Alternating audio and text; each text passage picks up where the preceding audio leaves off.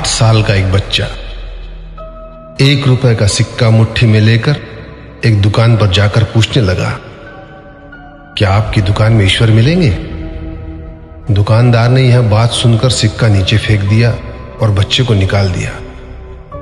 बच्चा पास की दुकान में जाकर 1 रुपए का सिक्का लेकर चुपचाप खड़ा रहा।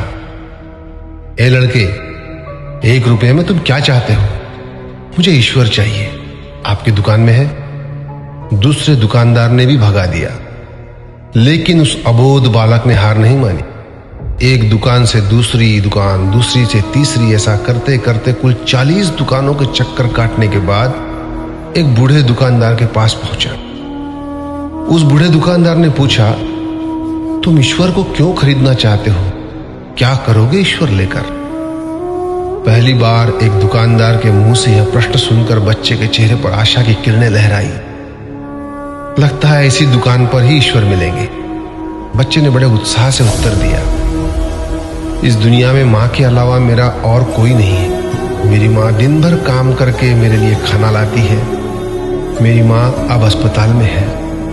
अगर मेरी माँ मर गई तो मुझे कौन खिलाएगा? डॉक्टर ने कहा है कि अब सिर्फ ईश्वर ही तुम्हारी माँ को बचा सकते हैं। क्या आपकी दुकान में ईश्वर मिलेंगे? हाँ मिलेंगे। कितने पैसे हैं तुम्हारे पास? सिर्फ 1 रुपया। कोई दिक्कत नहीं है, 1 रुपए में ही ईश्वर मिल सकते हैं। दुकानदार ने बच्चे के हाथ से 1 रुपया लिया और उस 1 रुपए के अंदर 1 गिलास पानी के अलावा बेचने के लिए उसके पास कुछ भी नहीं था। इसलिए उस बच्चे को फिल्टर से 1 गिलास पानी भरकर दिया और कहा, यह पानी पिलाने से ही तुम्हारी माँ ठीक हो जाएगी। अगले दिन कुछ मेडिकल स्पेशलिस्ट उस अस्पताल में गए। बच्चे की मां का ऑपरेशन हुआ और बहुत जल्दी ही वह स्वस्थ हो गई। डिस्चार्ज के कागज पर अस्पताल का बिल देखकर उस महिला के होश उड़ गए। डॉक्टर ने उन्हें आश्वासन देकर कहा, टेंशन की कोई बात नहीं है।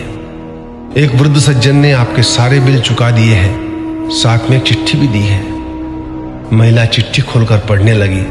उसमें लिखा था, मुझे धन्यवाद देने की कोई आवश्यकता नहीं है। आपको तो स्वयं ईश्वर ने ही बचाया है।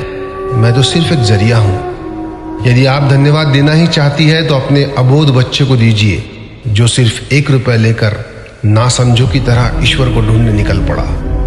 उसके मन में यह दृढ़ विश्वास था कि एकमात्र ईश्वर ही आपको बचा सकते हैं। विश्वास इसी को कहते हैं। ईश्वर को ढूंढने के लिए करोड़ों रुपए दान करने की जरूरत नहीं होती। यदि मन में अटूट विश्वास हो तो वे 1 रुपए में भी मिल सकते हैं। आइए इस महामारी से बचने के लिए हम सभी मन से ईश्वर को ढूंढें, उनसे प्रार्थना करें। आपका दिन शुभ हो।